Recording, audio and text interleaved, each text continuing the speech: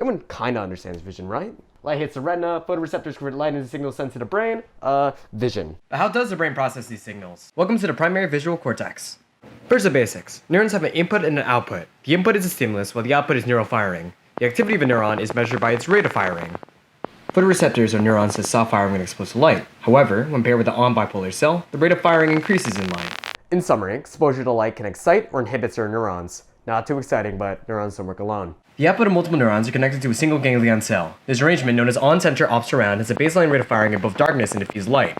However, light focused on the outer edge decreases firing, while focus on the center increases firing. Ganglion's maximum rate of firing can only be achieved when light is focused on the center of these receptors. Therefore, light focused on the center is labeled as the preferred stimulus of this ganglion's receptive field. Multiple ganglion cells can feed into a cortical cell. As the angle of this bar of light changes, different receptors are hit, changing the cortical cell's activity. The highest level of activity is reached when the bar is at or near a specific angle that is aligned with the receptive fields. This specific angle is this cortical cell's preferred stimulus. When this cell is the most active, this angle must be present. Thus, the cortical cell's activation represents a specific orientation. Here's a big picture. Imagine your field of view was like a grid, divided into little sections. For every section, there are many different orientation cells that are tuned to specific orientations of lines.